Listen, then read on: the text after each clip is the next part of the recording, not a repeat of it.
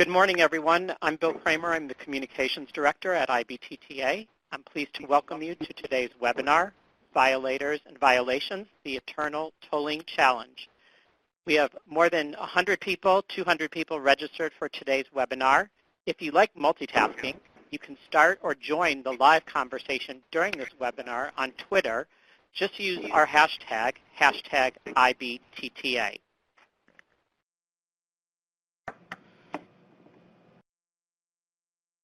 Just very briefly, I would like you to call attention to our upcoming meetings, our remaining meetings of the year. You can see we have 3 meetings remaining, one in July, our IBTTA All Electronic Tolling and Managed Lane Summit, our annual meeting in Denver in September, and our Global Summit of the Americas in Mexico City in October. You can learn more about these and register for all of these meetings on IBTTA's website. I'd like to ask if Buddy Croft is on the line. Okay, Buddy is our president and may be joining us in a while and may have a few words. Before we get started, I just want to go over some ground rules for everybody so that they're able to navigate the webinar successfully today. If you're seeking professional development hours for the webinar today, IBTTA does not give you credits, but we will give you a certificate that you can in turn return that certificate to an organization to obtain that credit. If you would like a certificate from us, you can email Kathleen Davis at kdavis@ibtta.org. During this webinar, we encourage you to submit questions throughout the webinar using the Q&A pod, which you will see located to the right of the screen. Questions will be addressed at the end of the presentations after all speakers have spoken. If you have a question for a specific panelist or wish all panelists to address the question, please note that in your question. And keep in mind that when you are posting your question, you will only see your question being posted. Any of the files, the overall presentation today, and all of the speaker bios can be found in the files pod and can be downloaded by you. The webinar will last 1 hour. We will, as I said, we will then post the slides and the audio portion of this webinar on our website by the end of today. I heard someone ring in. Did Buddy join the call? Yeah, Bill, it's Buddy. Hi, Buddy. Buddy is our IBTTA president this year. Buddy, would you like to say a few words? I would. I want to thank everyone for being on the call. Welcome to the call. I think this is a very important topic for all sections of the country. We in New England have had a little bit of success, and this is terribly important with the interoperability, which continues to make progress. So without further ado, thank you for being on the call, and we look forward to everyone's input when it's over. Thank you, Buddy. Now I'd like to introduce Doug Chastain to start us off today on today's topic. Doug has been in and around the tolling industry for over 12 years and currently serves as Vice President of Sales and Operations for the Western region at Xerox. He holds a Bachelor of Science in Civil Engineering and an MBA in Operations and Finance. He is a licensed professional engineer in the state of Texas. Doug is also a project management professional, ISO 9001 auditor, and a graduate of the IBTTA Leadership Academy. He is not a toll violator, but brings real-world experience to tolling and all his projects. Doug, you have the floor. Please be sure to take yourself off mute. Thank you, Bill. Good morning, everyone. Today we'll discuss procedures and policies that agencies have put in place over many years to combat violators, something we all deal with. Our panelists will share their experiences, what has worked for them, and what hasn't worked for them. I have asked each speaker to be honest, frank, and direct. Each of the speakers' bios are in the files pod for your review. We kind of did that so we have some more time for the questions at the end. And due to popular feedback, we will be increasing that Q&A period for about another 5 or 10 minutes, hopefully. So with that, it gives me great pleasure today to introduce our first set of speakers from the NTTA. We have James Hoffman, who is the Assistant Executive Director of Operations, Kimberly Jackson, who is the Senior Director of Public Affairs, and Gio Rodriguez, who is the Director of Contact Center and Collections. And with that, James, the floor is all yours. Take yourself off mute. Please begin. Thank you, Doug. based upon some of the identified interests and questions by the registrants, we'd like to take a few minutes to discuss our 5-year journey to acquire and implement our toll enforcement remedies.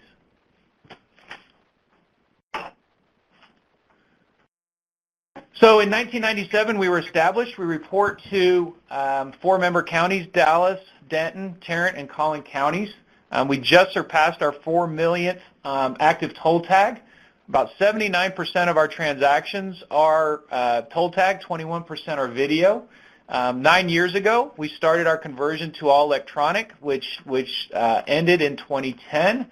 We have about 2 million daily transactions today, of which 450,000 of them are video transactions. As an additional context, our zip cash, or what we call our video transactions, invoicing process contains 7 steps. The first 4 steps are the initial invoice and 3 notices of non-payment, all performed by NTTA. If we've been unable to collect, we then hand them over to a collection agency, and then if they are unable to collect, it will be brought back in-house. We'll issue a citation and ultimately take the violators to court. So depending upon the customer's use of tolled facilities in the North Texas area, our toll enforcement remedies could begin anywhere from the 2nd to 3rd notice of non-payment. And those remedies that you'll learn about in more detail include a habitual violator designation, a vehicle registration block, a vehicle ban, and ultimately an impoundment if they're found in violation of that ban. And so with this background, Kim will walk us through the process by which we utilize to gain the legislative support. Hi, good morning. As you can see on this timeline, in 2012, NTTA began a 3-year project or three-pronged approach focused on fairness, meaningful consequences for drivers who routinely use NTTA's toll roads and do not pay for their use. We took this approach and we took some calculated risks, and the goal was to deliver equity and fairness for all our customers, and we'll talk about that on the next slide. We also had a robust legislative education campaign. We had action coupled with strategic partnerships and alliances, and we really worked hard over 3 years to ensure that when we got to the legislative session that we had the support that we needed to pass the legislation. And then finally, we'll talk a little bit about the legislative action with the acknowledgement that everyone's system is going to be different. Okay, and this is our Pay Up campaign. That started in 2012. As you can see, it was a departure from our normal friendly toll tag, get a toll tag campaign.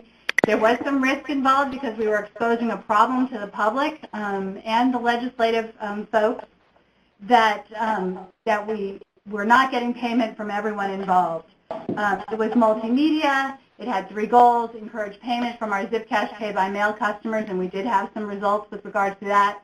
Gather support from our partners, stakeholders, and elected officials to prompt future legislative action, and encourage fairness. And I talk about this from our toll tag customers. We wanted them to know that we expected payment from everyone and that they were paying their bills and that the expectation was that everyone would. As you can see, it took a lot of legislative groundwork starting in the 2011 session. And we had over 600 meetings during that time frame. We presented a unified coalition, so that means in our state we had multiple tolling entities, and we got them all together. TxDOT, the RMAs, and to some extent HECTRA was engaged. They had their own set of rules and regulations. We had strong member and local county support that we worked hard to get our member counties involved and engaged. I can say there were a couple things that were key to our success: a unified coalition. When we were in session and before session, we had quick resolution to our problems, and we were very careful to ask for incremental change. One of our legislative team members said, pigs get fat, hogs get slaughtered. In Texas, they give you incremental change, and they let you succeed, and then they give you more opportunities and more ways to deliver. And here's what we got during the legislative session. We got in our statewide toll remedies bill, SB 1792, we defined our habitual violators. The legislature defined our habitual violators. Registered vehicle owner, 2 notices of non-payment, 100 or more unpaid tolls within a year. We got the ability to ban cars from our roadway. We got vehicle registration block. For our customers, we We provided sufficient due process for them. There was an element that they had a way to appeal their habitual violator status. And then we have vehicle impoundment. The one thing I can say is you really have to be flexible. There were things, for instance, and James will talk about them next, such as a grace period. That may not have been our optimal approach, but it certainly was something that we had to accommodate to keep the legislators happy. So again, you're going to have to be very flexible. You're going to have to move with the winds and the waves. You're going to have to get quick resolution. And I think this can all happen for everyone. So it takes a village. Not only did we have hundreds of folks that helped us get this, we also had more than 22 agencies that were that we needed to help build the support, pass the legislation, and then ultimately help us implement the toll enforcement remedies.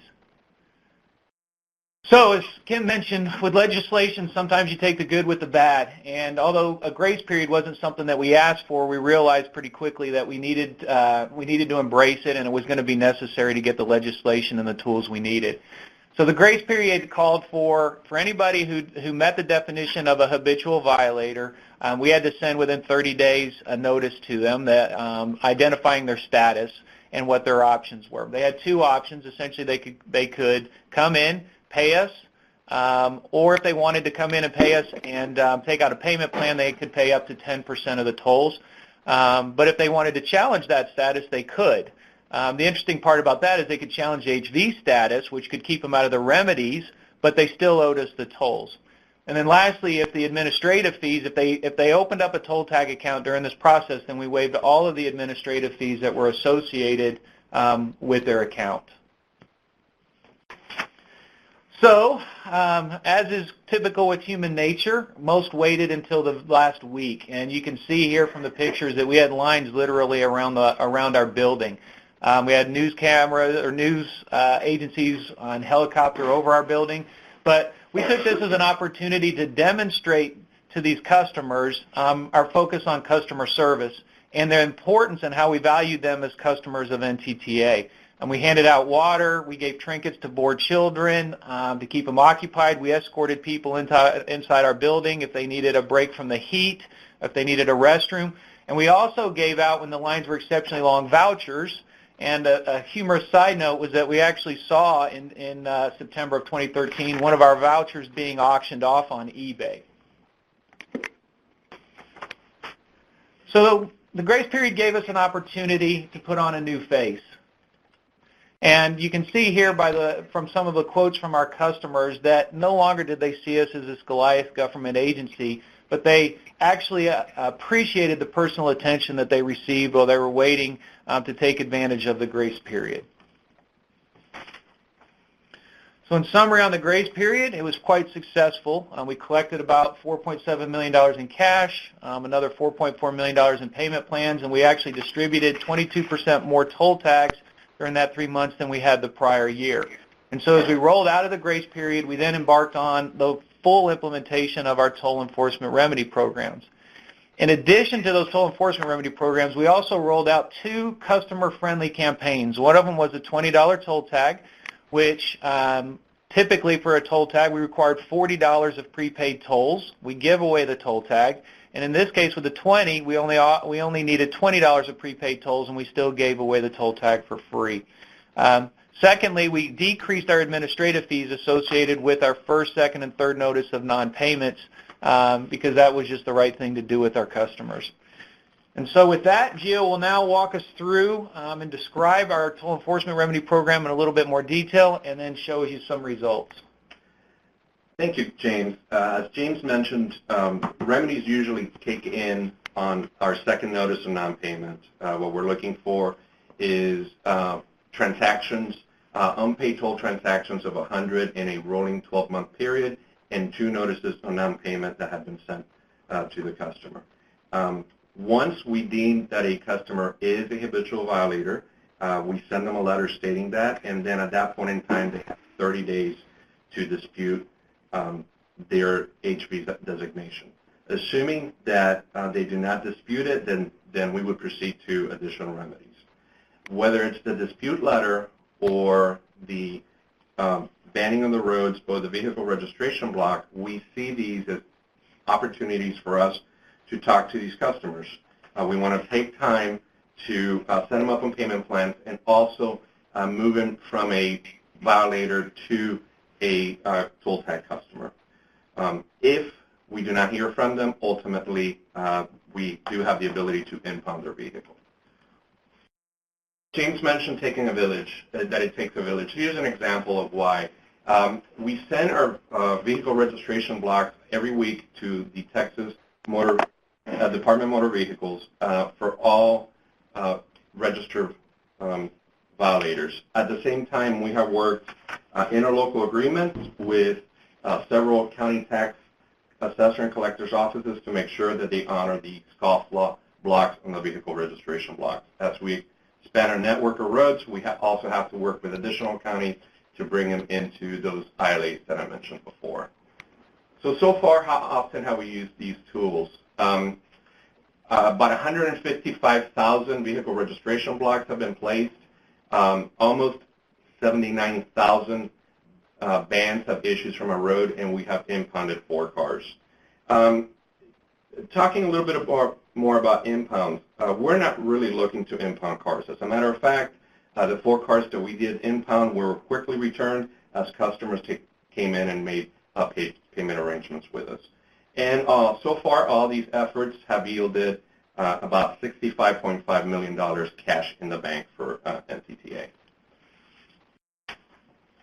How effective are the different tools? So we measure effectiveness by the different contact points that we have. As I said earlier, we send an initial notice. We also have vehicle registration block and ban notices. All of these are different opportunities for us to work with our customers. So if we send 100 notices and we're able to receive responses for, say, 17 customers, then that's how we get a 17% effectiveness rate.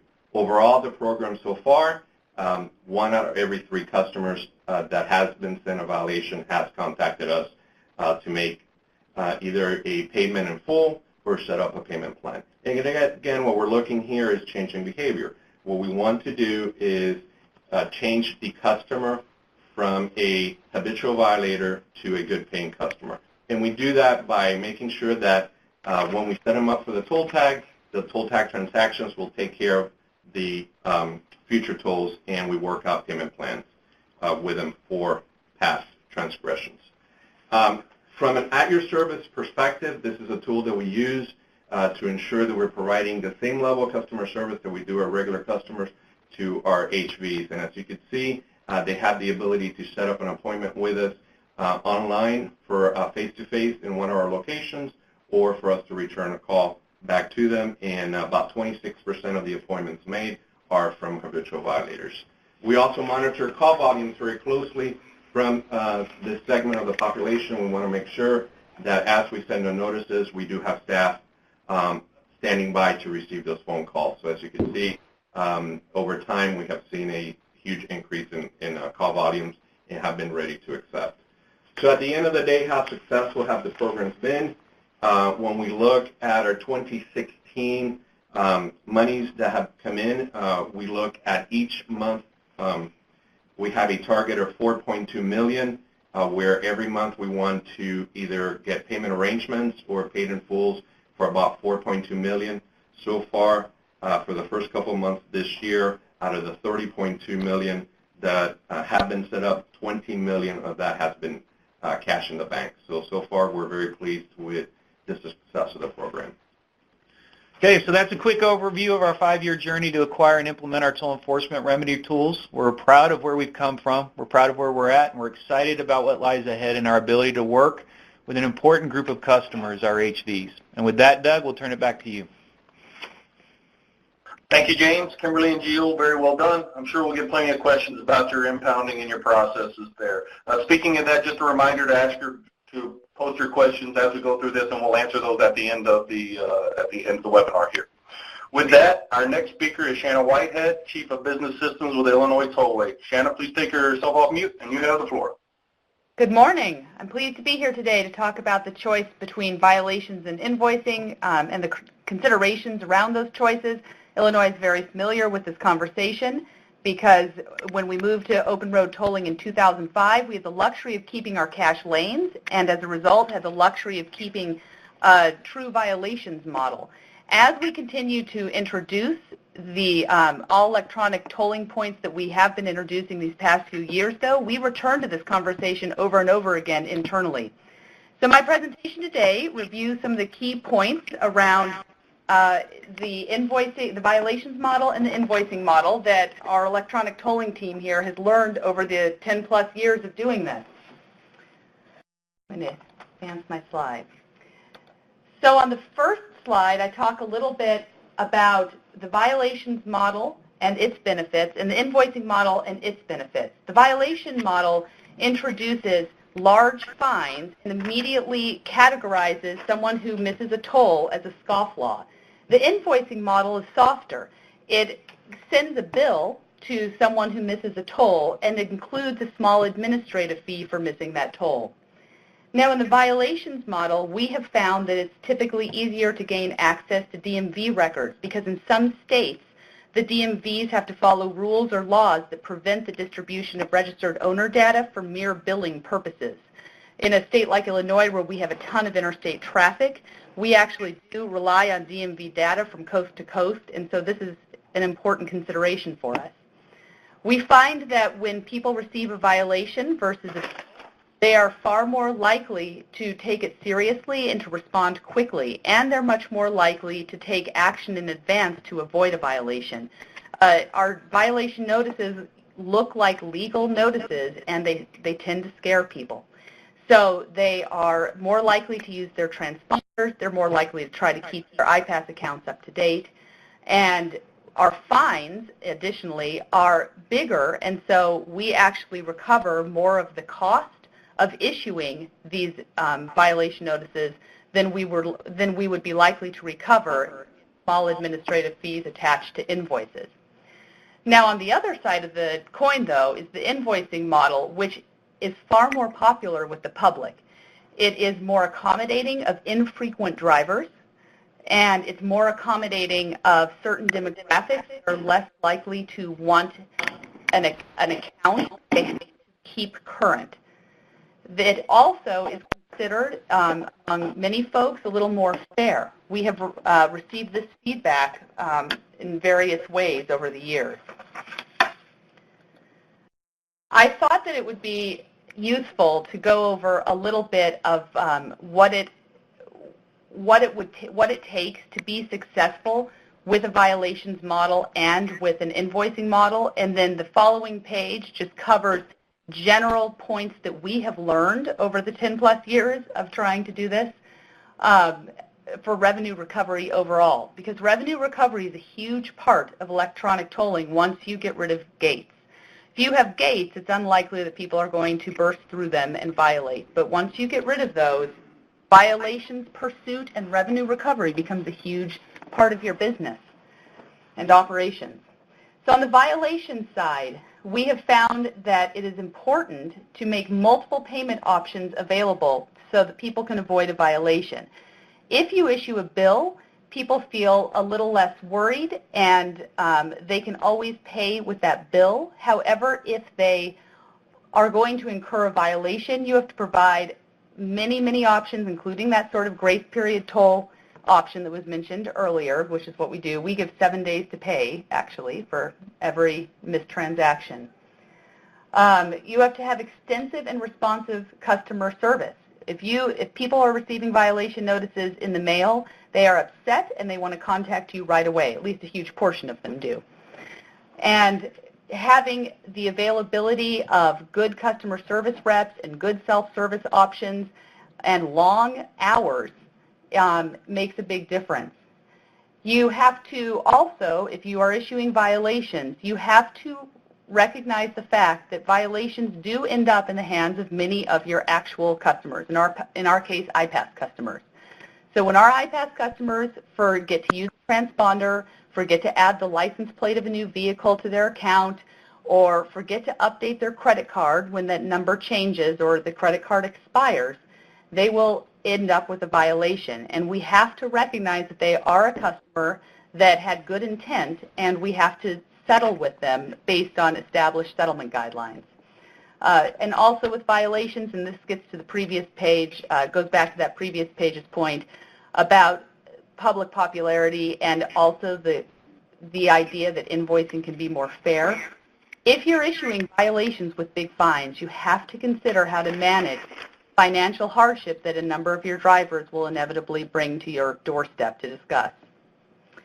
On the invoicing side, making the invoicing model successful, you want to make sure that you capture really good pursuable images because you are relying on those images. Since people are less likely to use transponders when you invoice, you have to have these images available to actually pursue the unpaid tolls. This is something that's actually a little bit difficult in Illinois and probably some of the other northern toll organizations. There are several months out of every year that in Illinois we have a very hard time cleaning the lenses of our cameras in the lanes because it is below 20 degrees for so many days in a row, and that's the marker at which you can clean an image. Or clean, not an image, clean the cameras to get a clear image. You also have to, in the invoicing model, find the right price point for an administrative fee. An administrative fee is intended, of course, to help cover the cost of processing, but it's also intended to motivate payment or motivate people to become customers with accounts. So it's, there has to probably be ongoing analysis, like there is in the fines world, but even more so in this world. But in violations or invoicing aside, there are things that make revenue collection simply more successful overall. One is enhancing customer service, period. That's providing clear signage and communications. The more you educate and empower your drivers on the front end, including with your roadway signage, the more likely they are to proactively pay their tolls. Making it easy to sign up for and update their accounts. If they're going to become your customer, make it easy to be your customer. Provide timely notices or invoices. The big one, we have watched the responsiveness of people, of our drivers with unpaid tolls, to how quickly we get out the notices. The faster we get out the notices, the faster they and more likely they are to pay because they remember the unpaid toll. If you wait too long, they sometimes forget and then they get very upset. Maximizing the availability of your self-service options. We are launching a new website here because we recognize how important it is for people to have around-the-clock self-service convenience.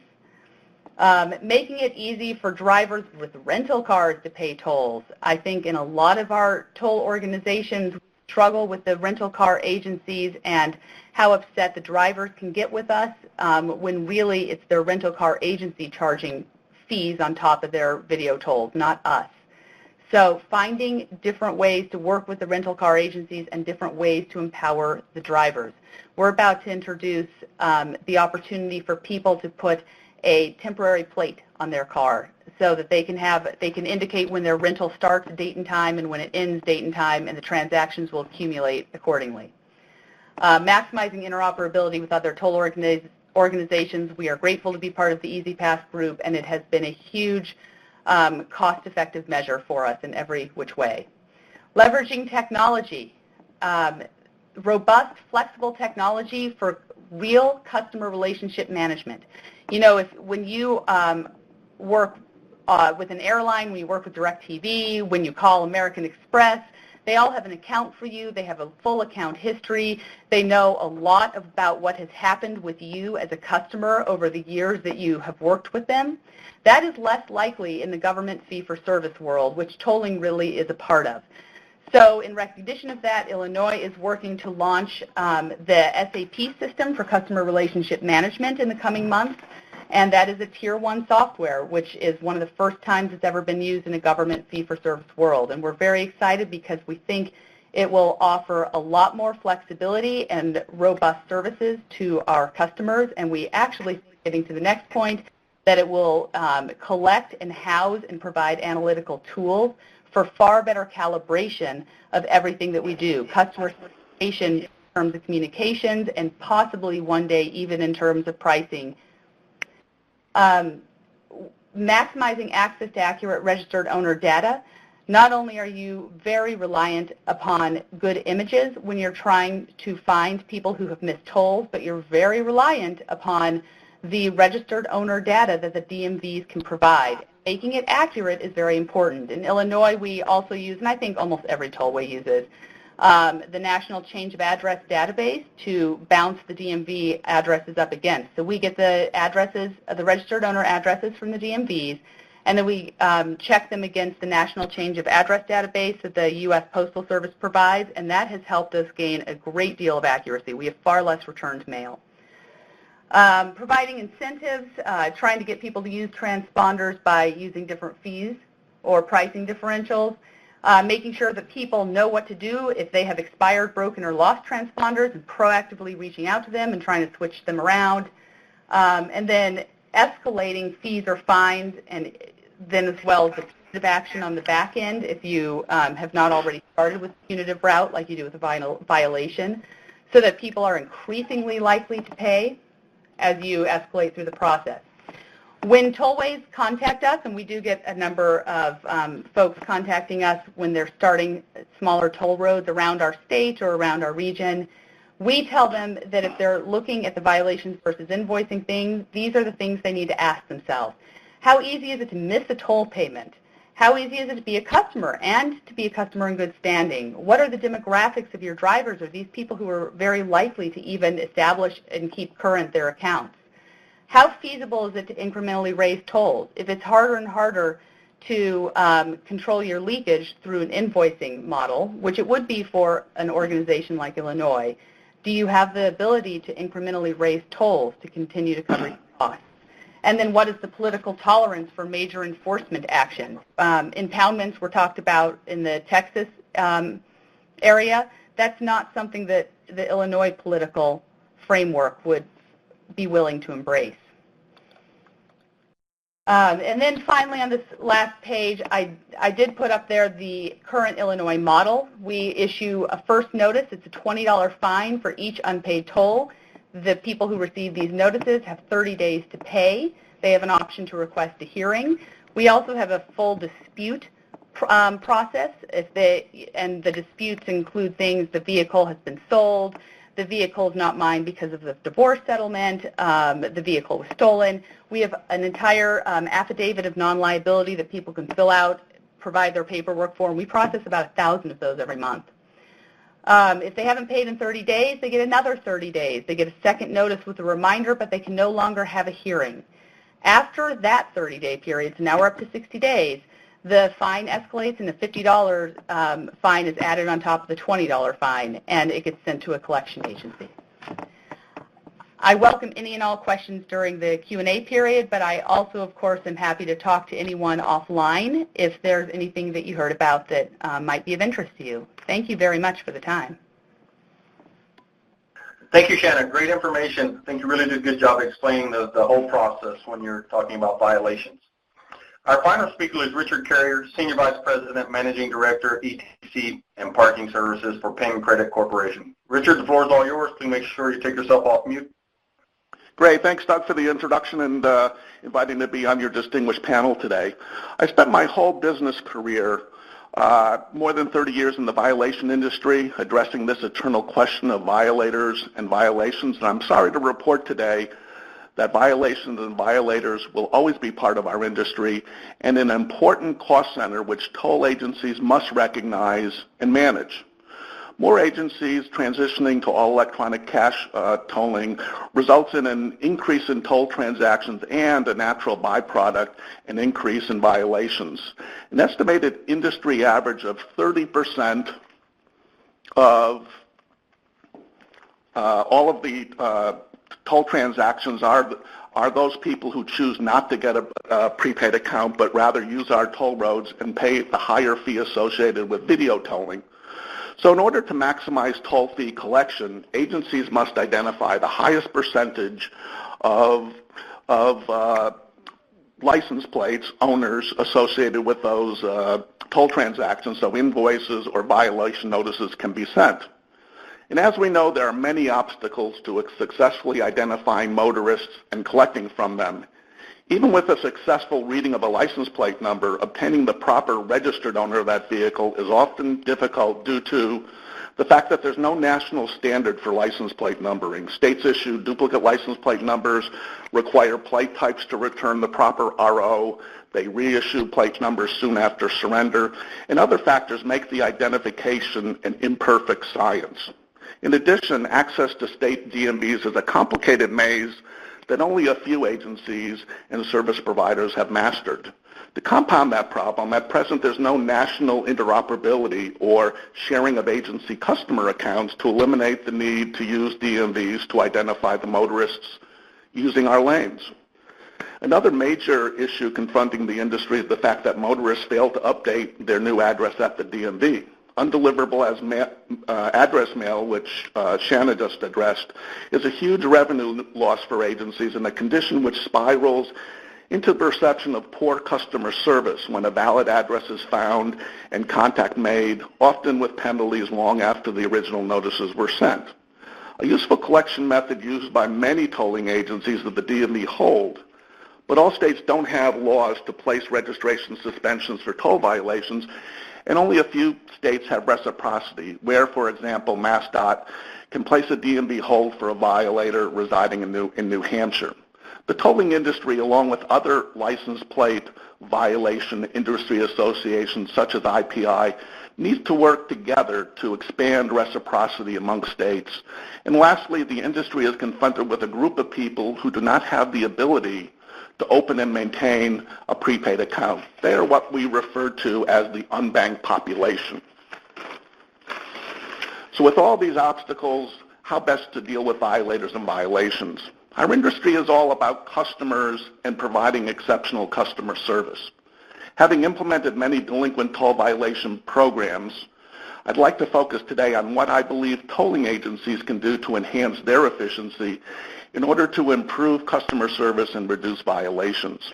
And the first item is the unbanked population. The unbanked and underbanked population makes up about 25% of U.S. households.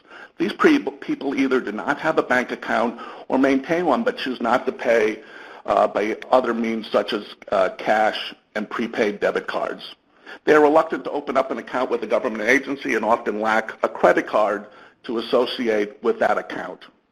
One industry best practice is the use of the anonymous cash account, which allows the unbanked or those who choose not to maintain a credit card-based prepaid account to buy a transponder and fund it with cash at a retail network established by the tolling agency. The anonymous cash account is used by Florida Turnpike, where over 21,000 cash accounts made up over 28,000 cash replenishments to their accounts last month via its touch and buy kiosk. Now when you extrapolate 21,000 cash accounts, perhaps 10 transactions a month, translate that into toll fees, what percentage will become violations? Through this touch and buy kiosk, the anonymous cash account, they are doing their motorist public a great service and at the same time reducing the violation rate. At the transportation corridor agencies, which allows drivers on their electronic toll roads to pay within 5 days of the toll trip without incurring penalties, drivers without an account can pay cash for their tolls at one of the retail locations using this touch and buy kiosk. In conclusion, agencies should recognize the unbanked population and could consider deploying a cash-based transponder solution. Next, and Shana made mention to this, is the undeliverable as address population. And this caused major leakage, lost revenue, and the perception of bad customer service to the agency who are not addressing this problem. 4.7% of first-class mail is undeliverable as addressed, and with the tolling agency a higher percentage because we are using the DMVs as our address source. It's interesting to note that once a mail piece is identified as undeliverable as address, it becomes the lowest priority mail in the system with a return to sender rate of up to 47 days. Now what happens during this 47-day potential delay? Additional toll trips by this motorist, additional letters being mailed, additional penalties, all before the agency is even aware that the first notice went undeliverable. In many cases, These violations are assigned to a collection agency where advanced skip tracing locates the violator. For revoked accounts who never received notices from the tolling agency, the collection letter generates an angry call back to the toll agency CSC demanding to know why no notice was ever sent, why the account went negative, and why should they have to pay toll penalties for failure of the agency to have notified them. So it behooves the agencies to be proactive in reducing the return to sender unidentified as address population in their billing process before it gets assigned to collections. And to do this, there's many options. One is sending all your notices first-class return mail service requested. This will have all the mail pieces come back with the forwarding address where you can manually enter that into your system and resend the notice. You'll also get a high percentage of those that say unable to forward. The second better alternative is to use a mail service who provides the NCOA, again like Shanna mentioned, or address change service, which will provide your electronic updates of the forwarding addresses for you to do with them as you choose. And again, on the agency side, use the advanced skip tracing techniques to locate these return to sender NICSs that the collection agencies are using. Incorporate it into your process. And you may want to partner with your collection agency to develop a viable first-party solution. And then at the end of the term, you're only assigning those return to senders that you have been able to find to the collection agency for long-term skip tracing and update. The other last area of concern is your out-of-state motorists. Depending upon your agency's proximity to other states and local tourist attractions, the percentage of out-of-state motorists using your toll roads will vary. There are resources available to enable all agencies to make an attempt to identify and pursue customers in all states. Selectively identifying out-of-state motorists or considering the population too small to bother with can potentially have serious consequences and call into question the integrity of the toll agency's process. As noted earlier, DMV-RO retrieval is a maze of rules and formats which very few toll agencies have attempted to master. While many DMVs provide the information at no charge to government agencies, the cost of programming the interfaces, monitoring the changing formats, may outweigh the cost of using a service provider. Whether you're handling DMV registration requests internally, using an outside service, or a combination of the two, or simply not addressing the out-of-state motorists at all, I would recommend a brief analysis. Number one, a top-down analysis.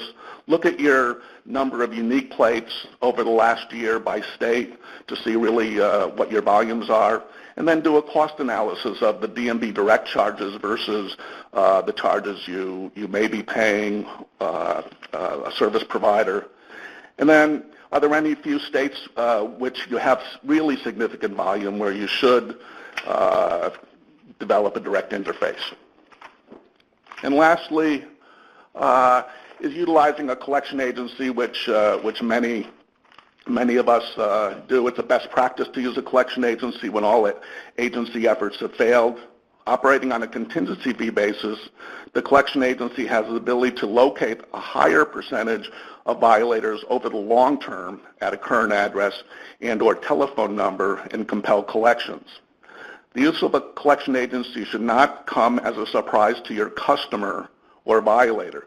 Agencies, it's incumbent upon them to inform the public in all forms of communication, from the customer agreement to their website and notices that failure to pay the agency will result in assignment to a collection agency, often with escalated fees.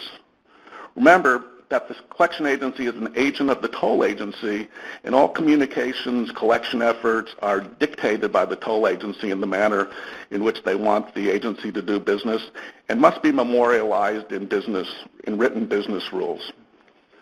Since the collection agency often has first contact with a person whose notices have gone undeliverable as address, there should be a well-thought-out process for the collection agency to offer incentives to violators or revoked account patrons to become a paying patron. This is often done by allowing the collection agency to access the agency's system to establish the account on behalf of the agency.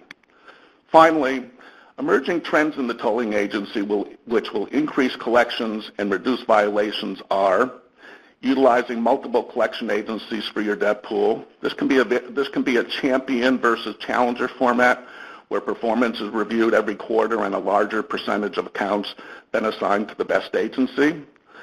Second best practice is utilizing a second agency to attempt collection on accounts left uncollected by your collection agent or collection agencies. Looking at the return to sender, the out-of-states, and then the in-states after a certain period of time that have eluded all collection avenues.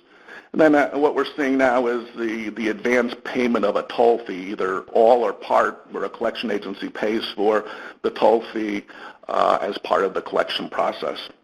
So in conclusion, violators and violations are part of our electronic toll collection industry. They represent lost revenue or leakage, and agencies can employ best practices to improve customer service and reduce the incidence of violations. And thank you very much. Thank you very much, Richard. I would like to personally thank all of the speakers today for taking time out of their schedules to help us here. And with that, I'm going to turn it over to the Q&A period. We have several questions here. So just a reminder to the speakers when I call upon you to take yourself off mute, answer the question, and put yourself back on mute. The first one is from Jennifer Shambecki to the NTTA group. Can you please remind us why NTTA went from 30 days to 25 days? Sure, this is James. We went from 30 to 25 days because it fits more closely into a utility or a credit card billing cycle, and it also then allows us to stay on a true monthly kind of statement where the transactions, if they aren't paid during that time period, each month they would escalate to the next stage. So, as we all know, not all months have 30 days in them. So going down to 25 days gave us the ability to go onto a true monthly statement type of invoicing. Thank you, James.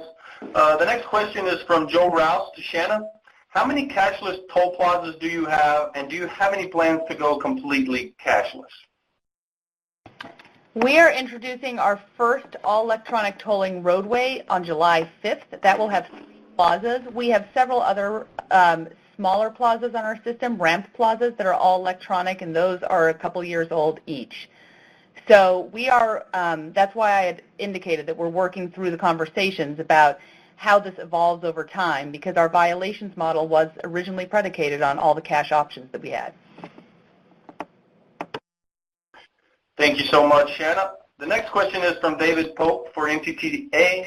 The first invoice has no fee. Is the toll higher than the transponder toll?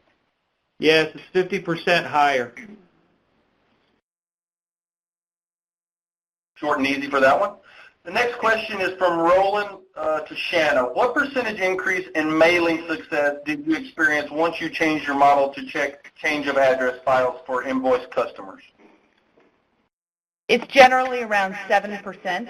So each mailing we do has a 7% accuracy improvement. And as a point of reference for NTTA, it's about a 15% improvement for us. Oh, wow. So the next question is from David Pope to Shanna. What is the decision process for billing versus violator model? When the Illinois Tollway started open road tolling, it still had all those cash options. So the violations model made a lot of sense at that time. We also have a few other things that push us in that direction. Like I had mentioned earlier, we have a hard time getting clear images for a few months out of every year because it is so cold and our cameras get covered in salt and snow and mud. It's so cold that we can't even wash the lenses to capture clear images. So relying on invoices that are based on image capture is harder for us than a lot of the other toll roads. We also have a huge number of out-of-state drivers because we have the crossroads of major highways and major railways in the region. So we have to pursue people coast to coast, and we just are going to have less of the churn of commuters that you might see elsewhere. Thank you, Shanna. The next question is, oh, sorry, James, you want to say something? Okay, so the next question is from David Pope for NTTA. On effectiveness slide, are all percentages based on habitual violator group? So the first 3 lines that are there that talked about, I guess that weren't the total, are based upon the effectiveness within that particular category. The total, which was 1 and 3, is based upon how many initial HV determination letters we sent out. So. All right. Thank you, James. So the next question is for Michael for one or all. What do you do with tractor-trailer violators who obscure their front plate and all you have is a trailer plate? Do you submit a notice of toll due to the trailer company? I'll take that one. This is Richard Carrier. It's an industry problem, and best if you get the front plate because those trailer plates are all leased and go all over the country. All right. Thank you, Richard, for answering that one. So from Ron to Shanna, what percentage increase in mailing success did you experience when? Oh, sorry, already asked you that one once. Let me get back here. So from Frank to NTTA, what causes folks to violate so often? What do you do to help customers stay in good standing, power, predictive dialers, customer outreach for customers before they go into bad status? So the vast majority of our customers that end up on the video or the zip cash side are not toll tag customers who go into bad status on their accounts. But for those customers, we provide tweets, emails. We reach out to them in a number of different ways, including even calling some of them. But so for the vast majority of our customers that fall into habitual violator status, those are people that don't have toll tag accounts that use our roads, you know, as Gio said, more than 100 times in a year. You know, we have all kinds of public relations and media campaigns and reminders. All of our invoices that we send are very clear and tell them what's going to happen if they don't pay in that particular on that particular invoice.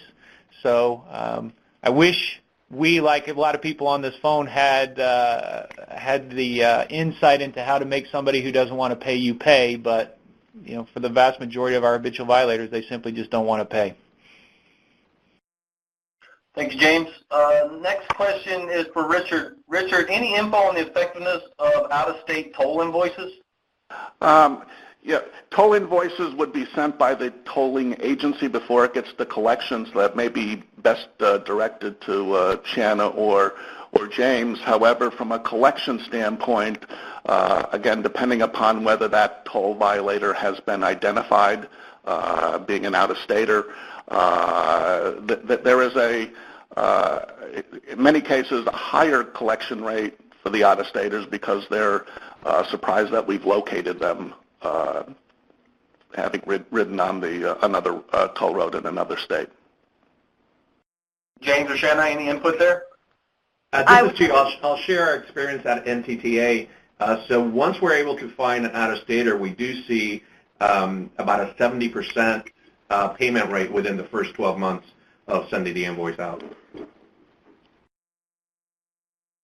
This is Shauna. We do have a higher payment rate for out-of-state as well, so I think that experience holds.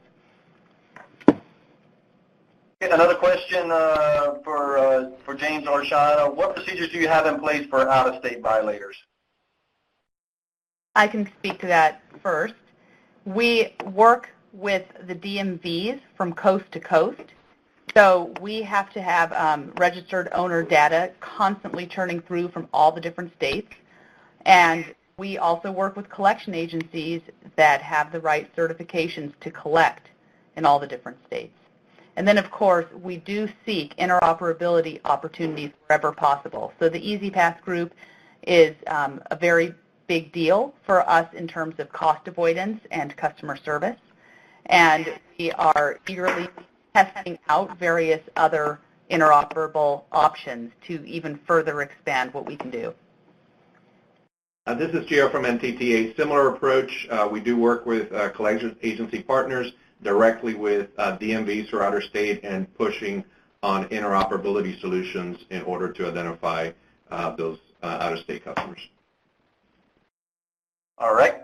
Another question, I'm sorry, I don't know who this is from, is how long is it deemed reasonable for all collection efforts to be exhausted, and what is the actual overall leakage experience?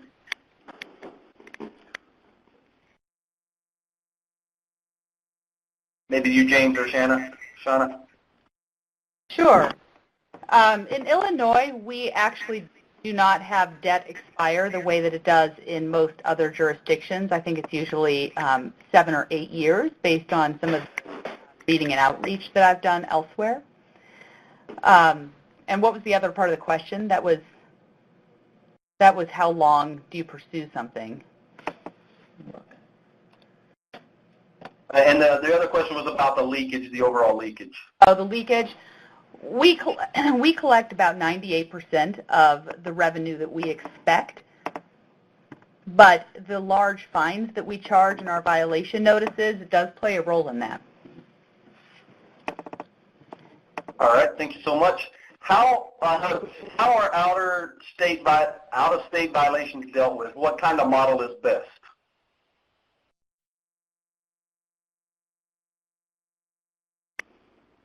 Maybe Richard, you have something to chime in with that one? Yeah, assuming that the proper identification made, it's it gets to a collection agency and it's a series of letters and phone calls to the people offering payment plans and just a persistent contact with them, via the telephone, making sure that they pay their obligation.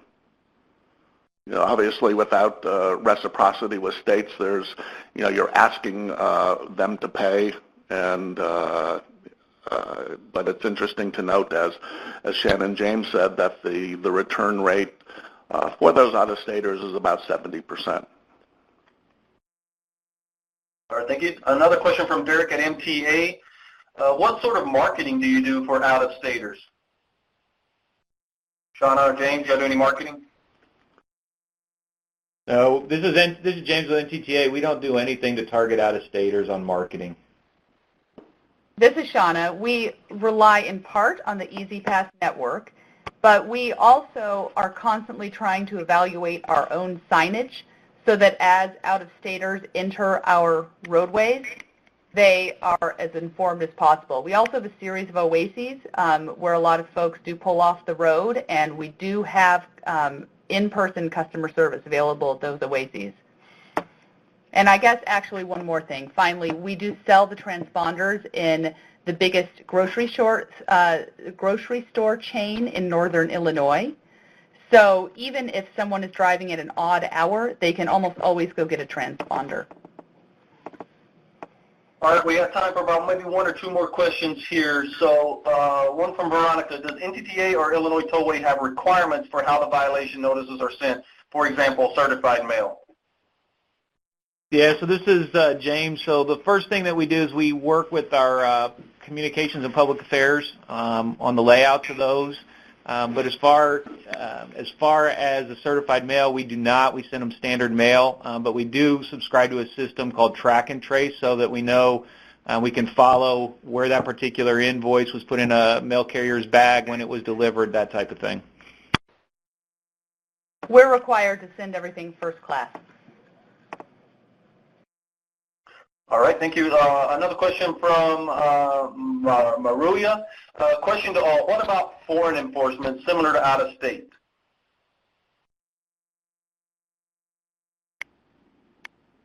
Say that one more. Assuming that they're saying out-of-country. Oh, foreign enforcement. In Illinois, we do collect in Canada. We have a lot of Canadian truckers. And James, anything from south of the border on your end? Not at this time. All right. Another one for Richard. Do you have any info on collections offering customer status to violators? There are current RFPs out right now that, it's business rules that you're offering violators a discount on their toll violations if they become customers and open up a prepaid account with a credit card. So it's really up to the agency's rules how they want to approach violator conversion to customer. All right, with it being 8:59, I think, Bill, I'm going to turn it back over to you to close this out. And just a reminder that we're going to try to get all these questions answered and posted on the website. I think Bill will handle that as well. Thanks, everyone, for joining. Right, Doug, thank you. I want to thank Doug, James, Kimberly, Gio, Shauna, and Richard all for really excellent presentations and very useful content. I know our members that participated in today's webinar will take home a lot from this. So thank you all. You will be receiving a survey about this webinar, so when you get that, please take a few minutes just to fill that out so we can continue to improve our webinars as we go along. And I hope to see you all at one of our IBTTA meetings in person or back here for future webinars. Thank you all very much for joining us today, and have a great day.